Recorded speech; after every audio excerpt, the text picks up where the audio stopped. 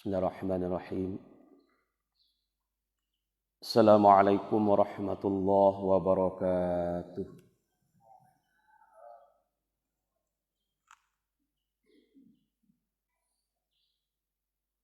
Alhamdulillahilladzi arsala rasulahu bil huda wa dinil haqq liyuzhirahu 'alad dini kullih wa kafa billahi syahida. Asyhadu an la ilaha illallah wahdahu la syarika lah wa asyhadu anna Muhammadan 'abduhu wa rasuluh sallallahu alaihi wasallam la nabiyya ba'dah. Allahumma salli wa sallim ala hadzal nabiyil karim Sayyidina Muhammadin wa ala alihi wa ashabihi ajma'in. Amma ba'du fa ya ibadallah rahimakumullah. Fasma'u wa ansitu la'allakum wa la'allana turhamun. Qala Allah ta'ala fil Qur'anil 'azim. Na'udzu billahi minasy syaithanir rajim. Bismillahirrahmanirrahim. Wa la tatamannaw ma faddalallahu bih ba'dakum 'ala ba'd. Lirijali nasibum mimma iktasabu walin nisa'i nasibum mimma iktasabna. Was'alullaha min fadlih. Innallaha kana bikulli syai'in alima. Shadaqallahul azim. Berlindung kita kepada Allah dari godaan syaitan yang terkutuk dengan nama Allah yang Maha Pengasih, Maha Penyayang.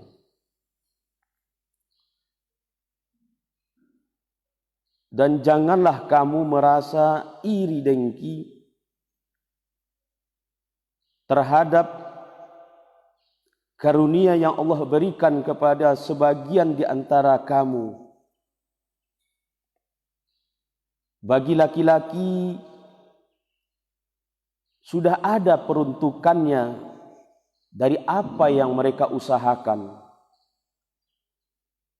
Bagi perempuan sudah ada peruntukannya dari apa yang mereka usahakan pula. Bermohonlah kepada Allah dari karunia yang diberikan. Sesungguhnya Allah Maha mengetahui atas segala sesuatu yang ada. Maha benar Allah yang Maha Agung. Surat An-Nisa ayat 32. Ma'asyiral mu'minin, mukminat, soimin, soimat yang selalu dimuliakan Allah Subhanahu wa ta'ala.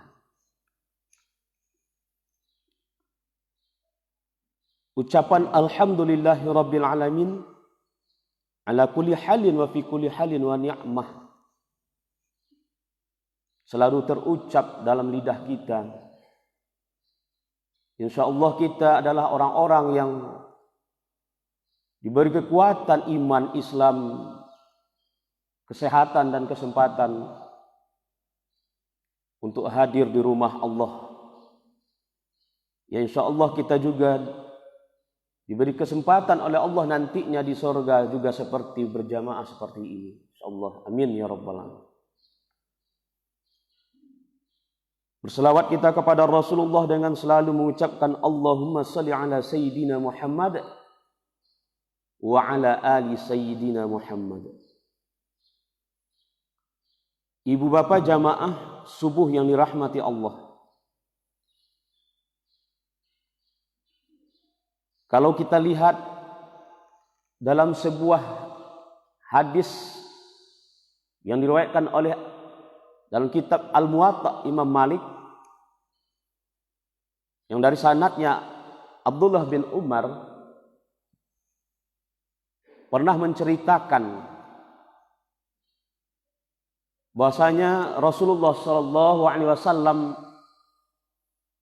menyampaikan kepada para sahabat ketika di majlis sahabat ketika itu,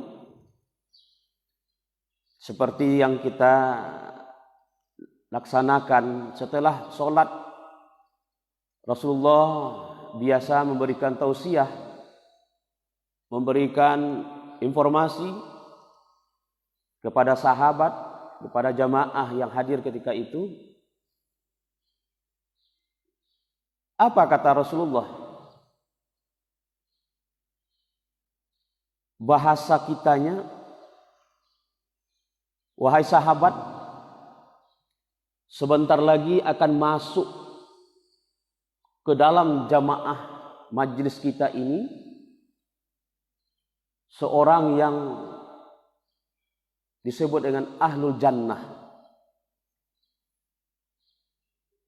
Melihat dan mendengar apa yang diucapkan oleh Rasulullah ketika itu, para sahabat bertanya-tanya.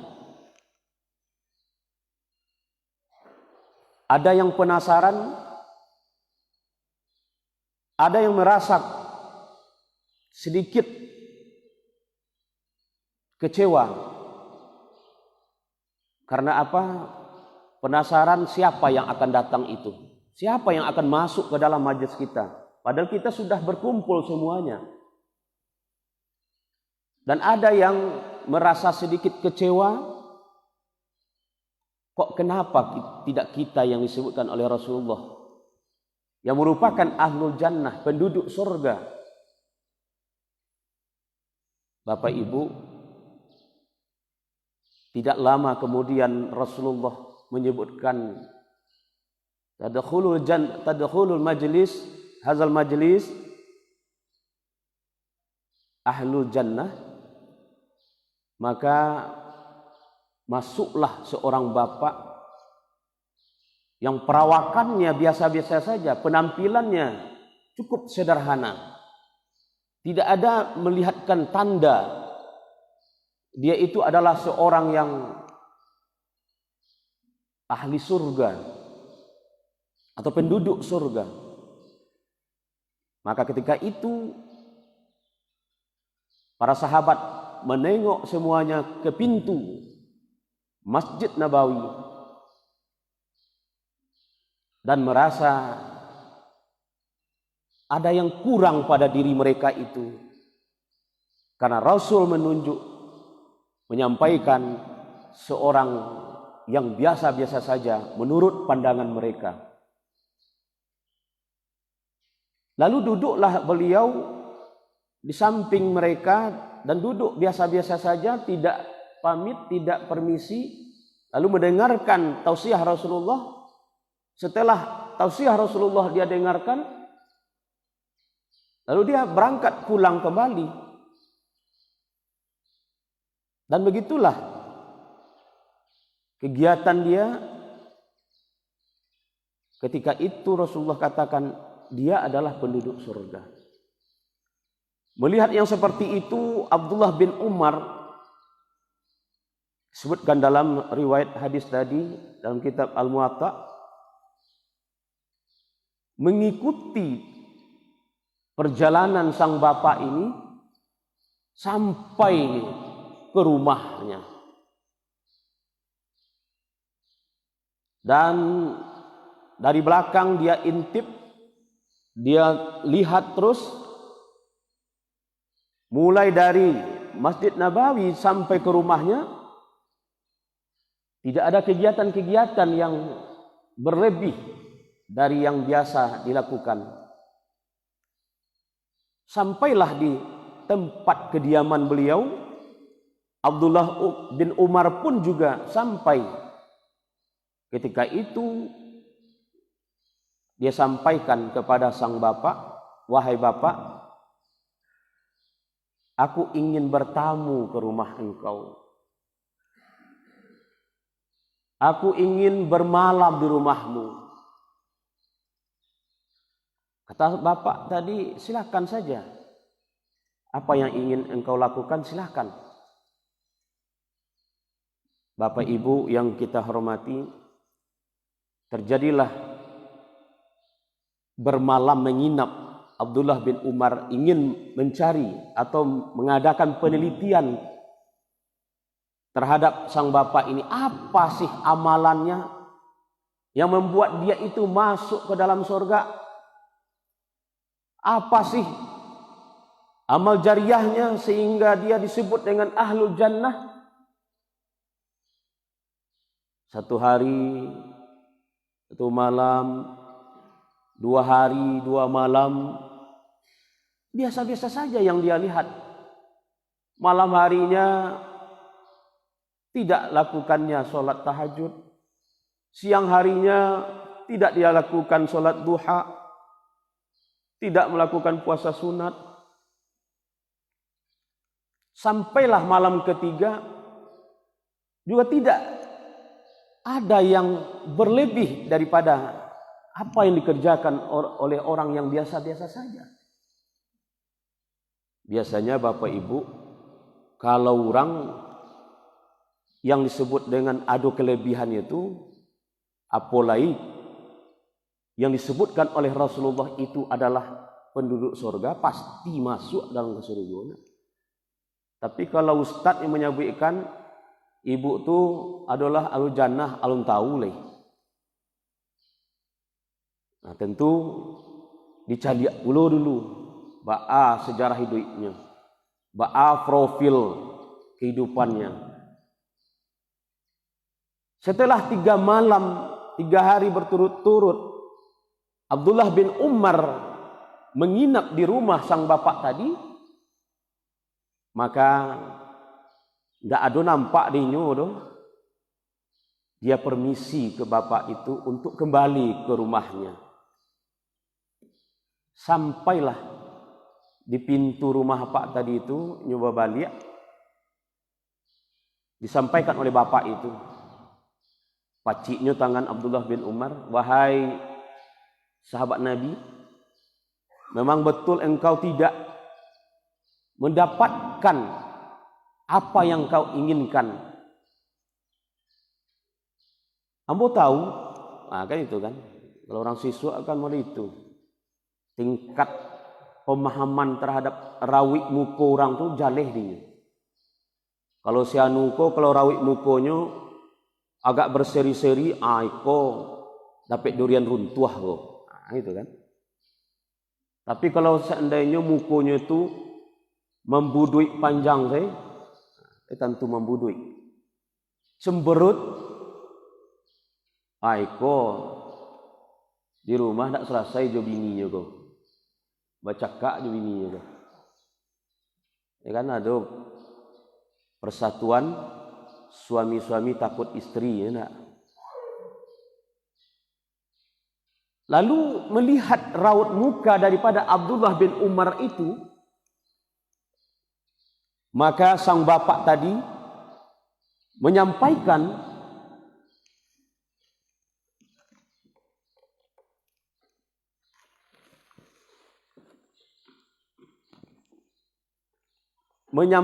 bahasanya yang aku lakukan tidak berbeda yang kamu lakukan. Amal yang aku kerjakan selama ini nan wajib-wajib saja. Tetapi ada satu yang dia tinggalkan, Pak. Apa yang dia tinggalkan itu? Jangan pernah engkau merasa iri, dengki terhadap kelebihan yang Allah berikan kepada yang lain. Inilah retan daripada surat An-Nisa 32 tadi yang Allah katakan, jangan kamu merasa wala tatanam, tatanamau. Jangan engkau merasa iri terhadap kelebihan yang Allah berikan. Ma faddalallahu min ba'dukum ala ba'd.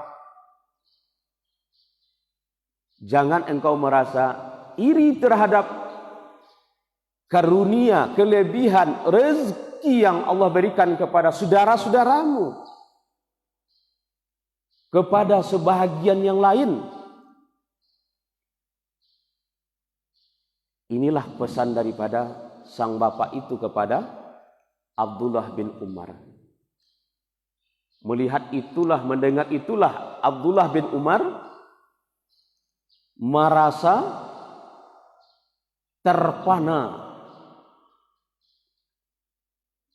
Rupanya semua kegiatan kita ini, semua apa yang kita kerjakan, amal soleh itu bisa-bisa tidak berarti di sisi Allah ketika ada sesuatu penyakit dalam hati manusia itu yang disebut dengan hasad atau dengki atau iri hati.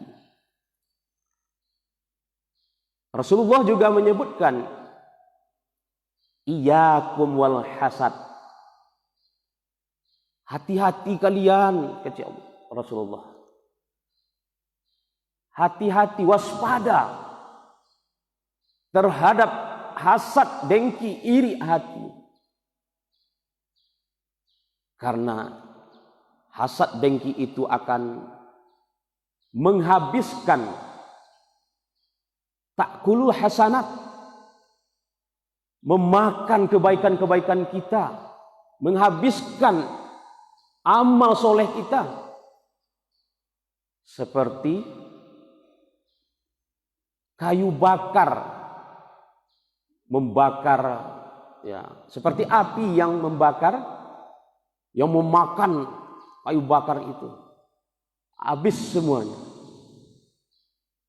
Hanya tinggal debu dan tinggal puing-puingnya. Sementara yang hasilnya itu tidak ada lagi. Inilah yang dipesankan oleh, yang diamalkan oleh sang bapak tadi yang diskusi dengan Abdullah bin Umar, yang disebutkan oleh Rasulullah adalah penghuni surga Ahlul Jannah dalam kitab Al-Muwatta karangan Imam Malik. Bapak Ibu rahimakumullah yang selalu dimuliakan Allah, apa yang kita maksud di dalam kehidupan kita ini, dalam beramal ini, dalam berbuat kebaikan ini? Mari kita selalu menjaga itu. Tidak mudah untuk lepas daripada rasa iri dan dengki tersebut dari hati seorang manusia. Karena dia selalu bersama dengan manusia lain. Kalau nyo surang mungkin yo ndak. Surang-surang senyo di rumah, ndak keluar nyo, ndak mencaliak nyo sekitarnya. Ini akan pasti, ya. Pasti tidak akan terjadi dalam hati itu merasa iri dan dengki. Cuman tentu kita berikhtiar, berusaha untuk menghilangkan, mengurangi, ya, bahkan menghabiskan itu. Inyo mengeceknya Ustaz, murahnya Ustaz. Cobalah di kerajaan, semua kita pasti, termasuk saya, termasuk ambo, pasti ada rasa iri dengki itu. Pasti ada rasa yang tidak senang itu. Terlebih lagi kalau seandainya kepada orang yang lebih daripada kita, orang yang di atas dari kita. Nah, kan itu. Lalu kalau kita lihat di dalam beberapa referensi dalam pernyataan Imam Ghazali, hati atau penyakit hati itu yang disebut dengan hasad atau iri tadi, dengki tadi, dia akan melahirkan beberapa penyakit hati yang lainnya, yang menumbuhkan penyakit hati yang lainnya. Apa penyakit hati yang lain itu? Yang pertama adalah fitnah. Aswang pitanah kecil orang. Si anu tu makonyo lulusnyo jadi pegawai, nyo main belakang. Nah, kan itu kan. Si anu tu, wah kan itu. Nyo sampaikan ke orang, ada sebuah rumah makan rami. Sebelahnya rumah makan orang menggalih langang.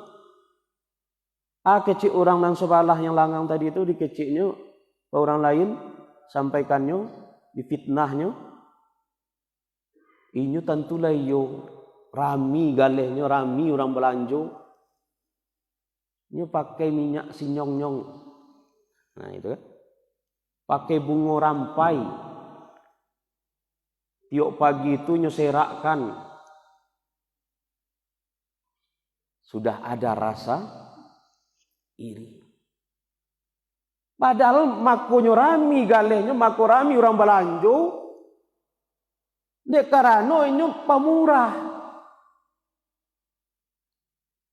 Nyo kamu saji inyo pemurah. Nyo kau orang nyo pemurah. Kadun sana nyo pemurah.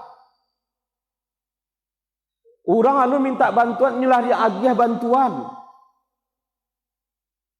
Dia tahu mengamalkan ayat Allah. Matsalul ladzina yunfikuna amwalahum fi sabilillah. Perumpamaan orang-orang yang menyedekahkan, menginfakkan hartanya di jalan Allah. Kamasali habbatin. Seperti satu biji yang ditanam. Min subulatin mi'atu habbah. Yang dia tanam satu biji, lalu akan keluar menghasilkan 100. Menghasilkan 7 tangkai, lalu dalam tiap-tiap tangkai itu menghasilkan 100 biji.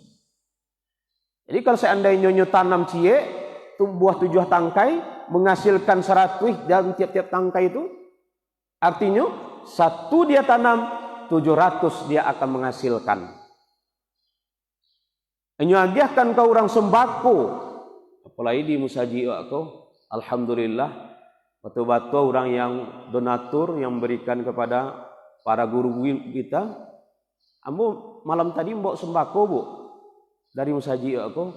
Mudah-mudahan disehatkan oleh Allah badannya, murahkan rezekinya dan pahalanya insya Allah dilipat gandakan oleh Allah Subhanahu Wa Taala. Amin.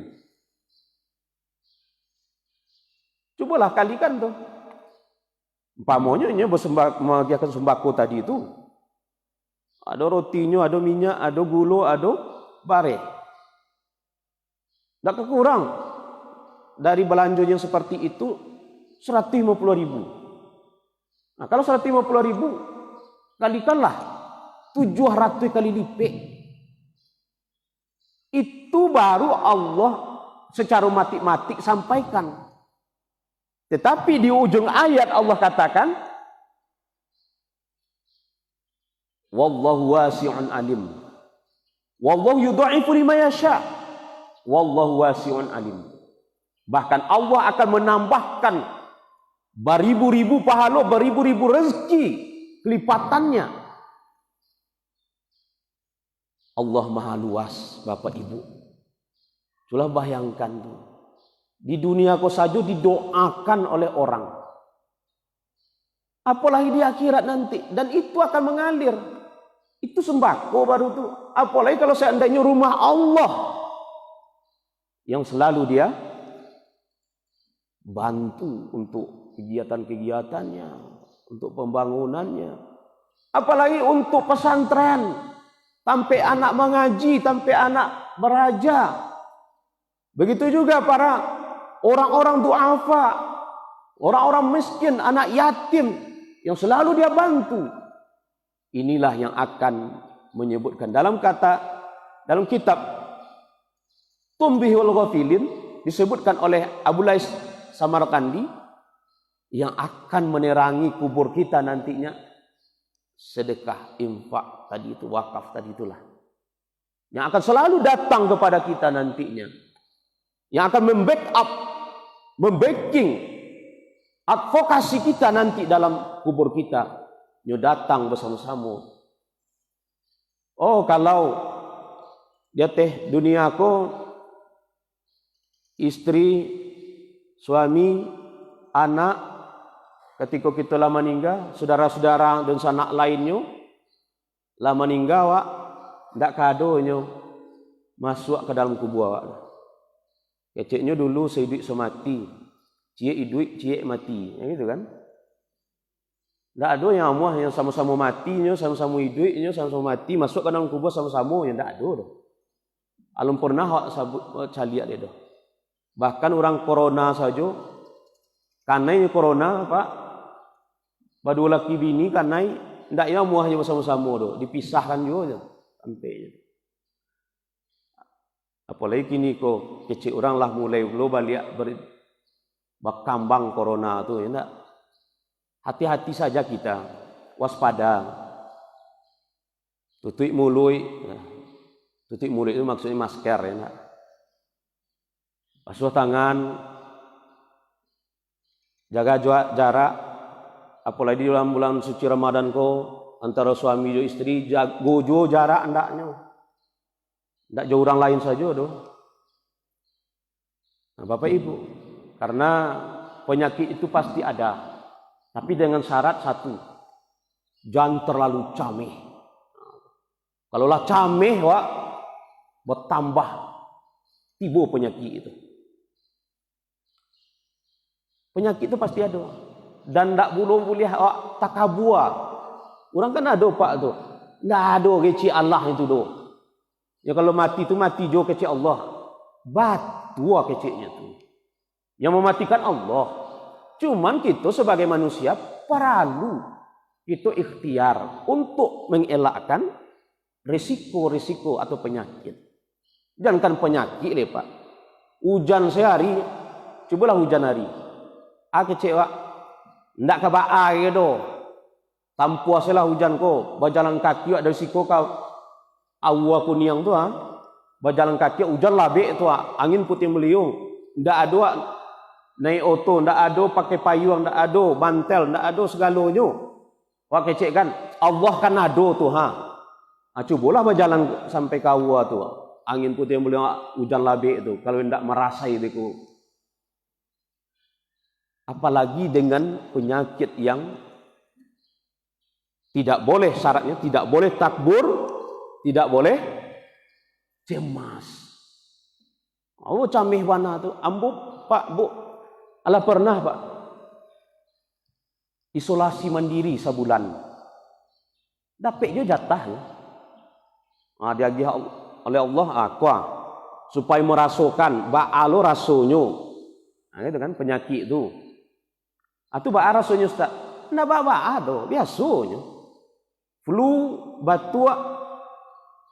Kecil orang kan penciuman Pak, atau tersumbe ndak bau, ndak raso ndak ada, bau ndak ada, ya gitu kan? Ciri-cirinya. Diambo Pak Bu, bukan takbur tadi, bukan kita mendahului Allah. Simpang raya tu, randang simpang raya tu 50 meter ke bau dah. Ketika itu makan bertambah, cuman cieknya. Dia giah dek orang rumah makan model magiah putih yang makan makan apa. Iyo ibu juwati itu nan mai buati sebenarnya. Orang menjauh dari kita. Orang tidak mau bertemu jangan untuk basalam lebat tamu saja maindanya. Bantu penyakit yang mematikan, bantu menghinakan. Jijik orang bantu itulah. Itu nan kita kecil tadi, tidak boleh terlalu cameh. Mula merasakan Pak, sebulan ambo isolasi, sampai kali swabnya. Makanya kalau seandainya kita sadonya tidak akan terjadi positif tuh kalau orang tuh kalau tidak di swab. Makanya tinggi angka positifnya itu karena di swab. Setiap orang di swab tentu yuk adu-adu saya beko penyakit itu enggak. Bapak Ibu, artinya apa? Kita kembali kepada Allah Subhanahu wa taala. Kita berusaha waspada, hati-hati terhadap semua. Enggak penyakit itu saja loh. Penyakit gula pun harus hati-hati gitu. Supaya kita enggak dapat penyakit gula, jangan makan malam. Apalagi sudah isya tuh. Sudah jam 9 malam tuh makan wak. Itu kalau cowok makan tuh tarik menarik gula gitu. Nah, artinya apa? Kita juga harus mewaspadai, hati-hati. Nah, kama larinya kaji tadi. Jadi artinya kata Imam Ghazali tadi perlu hati-hati terhadap fitnah. Penyakit yang dihasilkan oleh penyakit hati tadi yang dihasilkan oleh iri dengki adalah fitnah. Memfitnah orang saya kerajunya. SMS sanang mencari orang susah. Susah mencari orang sanang. Nah, itu kan. Ada aja di orang tuh. Si anu tuh lapai ke surau. Dia pakai telakuan rancak, mungkin pakai kerancang, ya. Mungkin hanya itu 1.200.000, 1.500.000. Kerancang pungguang. Nah, itu kan. Kan ada gini itu. Nah, kalau ada ibu-ibu yang kembali, ada yang buat tuh. Bukan promosi tapi iklan. Jadi ketika itu dia sampaikan kepada orang, cari Allah itu. Padahal kerancang telakuangnya tadi itu nyutangi dulu. Nah, kan itu kan. Dia sampaikan kepada orang yang tidak baik, orang tidak kasanang. Itu yang fitnah. Lalu yang kedua, ibu bapak yang kita hormati, dihasilkan oleh iri dengki tadi suatu penyakit takbur, sombong. Sehingganya ketika turun ayat Allah menjadikan Adam alaihissalam.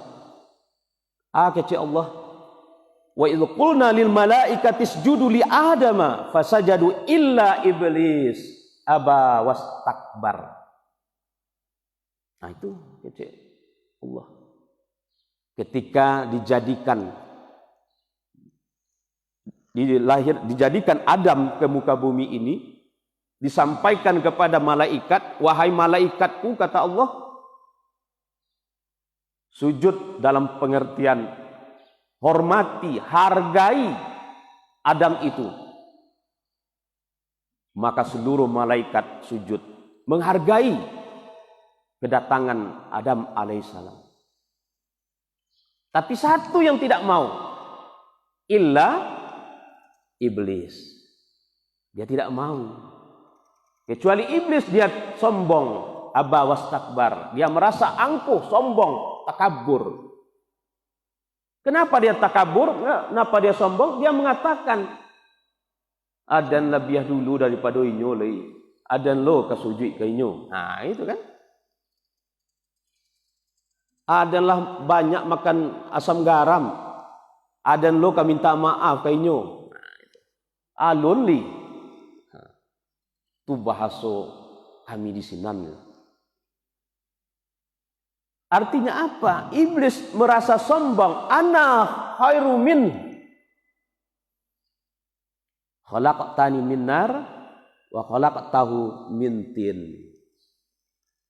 Saya lebih mulia daripadanya, saya lebih hebat daripadanya. Apa sih kehebatan dari Adam itu? Saya sudah beratus-ratus tahun lahir, beribu-ribu tahun lahir. Inyo pajak ketek, pajak ingusan. Alasan tiang lo je mengecek tausiah hambo. Nah, gitu kan. Ini yang disebutkan oleh iblis yang tidak mau. Karena apa? Karena iri dengki tadi. Kelebihan yang diberikan oleh Allah kepada Adam alaihissalam. Inyo nak inyo saja yang hidup. Tak boleh orang lain, tak boleh. Iblis tu Bapak Ibu, pada awalnya dia adalah penghulu daripada malaikat. Pada awalnya. Jadi dia itu adalah orang makhluk yang taat kepada Allah. Lebih taat daripada malaikat lain. Itulah disebutkan dalam sejarah Islam. Tetapi karena tadi itulah, nan seketik tadi itulah, kata-kata dia itu, ana bi khair minhu, saya lebih mulia daripadanya. Makanya iblis itu dilaknat oleh Allah Subhanahu wa taala. Karena dia tidak patuh kepada Allah, menganggap dirinya itu yang lebih daripada orang lain. Jadi tidak, ini yang selalu disampaikan oleh Allah kepada kita, jangan merasa lebih itu kepada orang lain. Awak merasa labiah, merasa hebat, merasa kuat, merasa berkuasa, merasa dan lain sebagainya. Karena hidup itu sebentar. Melaki abih, melaki hilang, melaki turun. Kalau tidak boleh itu, habis sadon. Untuk itu mari kita. Jadi iri dengki itu akan menghasilkan, melahirkan daripada takbur, sombong, angkuh, ujub, akan membangga-banggakan diri, disampaikan ke sadonyo, ya.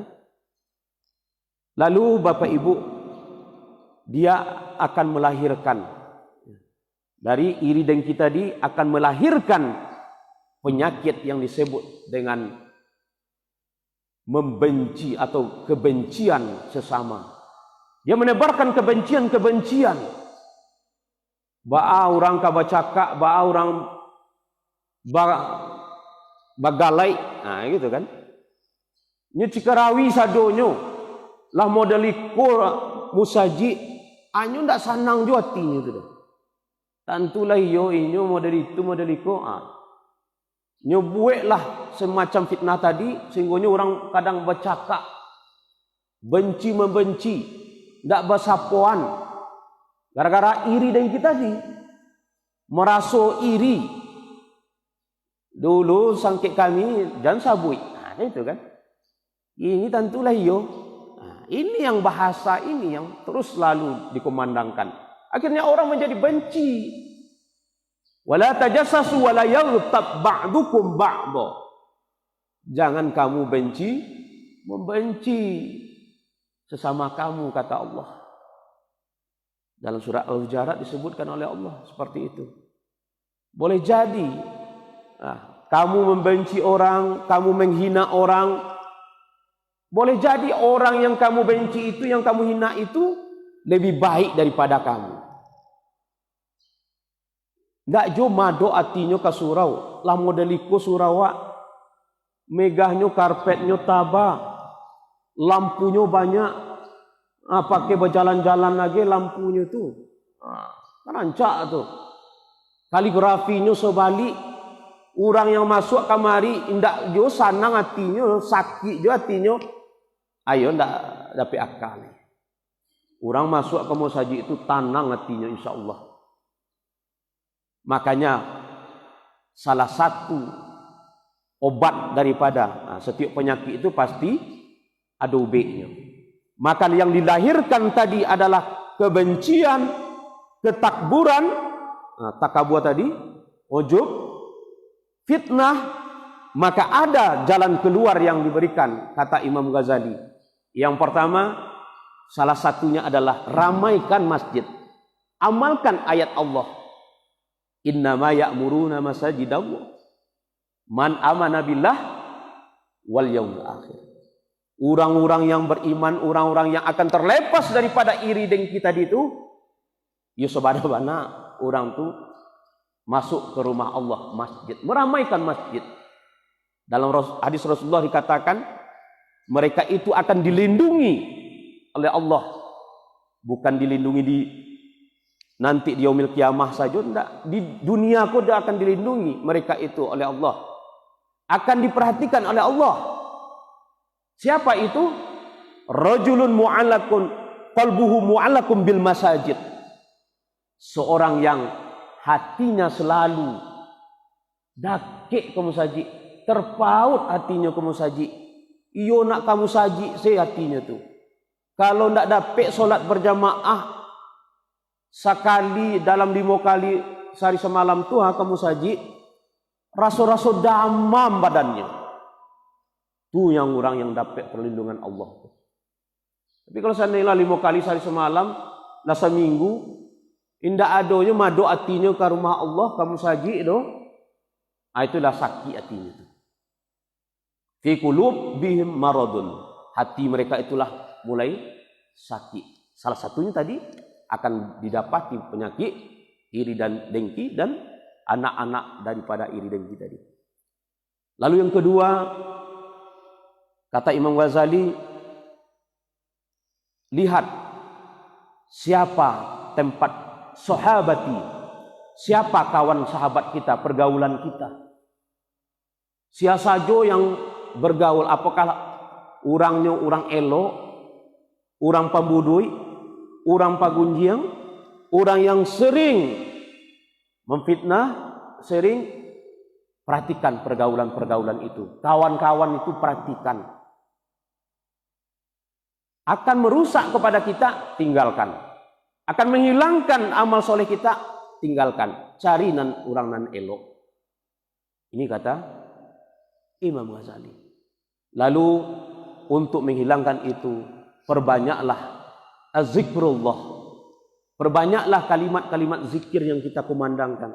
Ketika orang memfitnah, ketika orang mengunjiang, ketika orang masuk, ketika orang akan merasuk, ya, takbur tadi, membenci, akan membuat kerusakan, lalu kita sampaikan kepada mereka itu, Astaghfirullahalazim. Ajan suruh mani tujuh oleh Allah tu. Awak kan kini kan puasu ko ha. Nah, itu kan? Ndak ba'a do. Awak kan ndak mengunjiang do, mengecekkan yo. Nah, itu kan? Kurangi. Biasanya 10 kali sehari semalam akini ndak jo taluk dia ambo ustaz. Harus ambo kecekkan jo. Biarlah 3 kali sehari semalam le. Soalnya kan ndak boleh do. Tapi ndak tahan deh ustaz. Harus ambo sampaikan juga kok ha. Ambo ndak mengunjiangnya loh. Cuma ambo menyampaikan. Nah, itu kan. Ini tentu kita mulai kurangi dengan selalu ingat kepada Allah. Bahasanya itu adalah perbuatan dosa. Astaghfirullahalazim. Subhanallah walhamdulillah wala ilaha illallah wallahu akbar. Jangan meman itu jualai Allah tu. Nah, itu. Lalu inilah yang selalu kita perbuat dalam hidup kita. Mari kita ramaikan masjid, mari kita perhatikan orang-orang di sekitar kita, pergaulan kita. Mari kita selalu ingat kepada Allah. Mudah-mudahan semua penyakit iri dengki tadi akan hilang. Karena apa? Yang terakhir obatnya adalah selalu kita mensyukuri nikmat yang Allah berikan kepada kita. Itu makanya kecil Allah tadi. Bagi padusi, bagi apa-apa, bagi ibu-ibu, lahado jatahnya, lahado rasakinya untuk awak mencikarawi rasaki orang. Tidak perlu awak etong-etong rasaki orang. Si anu tu modeliko. Awak yang awak etong. Alhamdulillah Allah berikan rasaki seperti ini. Allah berikan karunia seperti ini. Allah amankan rumah tangga ambo. Allah jadikan anak-anak ambo orang yang seperti ini. Alhamdulillah ya Allah. Ndak anak orang yang kau etong loh. Ndak suami orang yang kau etong loh. Ndak bini orang yang kau cari loh. Nah, kadang-kadang mau itu. Orang saja. Kini awak le. Ba'a rumah tangga, ba'a keluarga wa, ba'a dun sanak wa. Ini yang kita. Ku anfusakum wa ahlikum nar. Bapak Ibu yang kita hormati. Inilah mau ulang-ulang kaji kita dalam surah An-Nisa ayat 32 tadi yang membuat diri kita terjauh daripada, insya Allah dengan obat yang tadi, terjauh daripada iri dengki. Karena kita tahu Allah maha melebihkan seseorang dan Allah maha memberikan kelebihan kepada kita pula. Sesama kita pasti ada kekurangan, pasti ada kelebihan. Mari kita hormati, mari kita hargai kelebihan orang, mari kita hargai kelebihan kita pula di sisi Allah Subhanahu wa taala. Amin ya rabbal alamin. Fa'tabiru ya ulil absar. Assalamualaikum warahmatullahi wabarakatuh.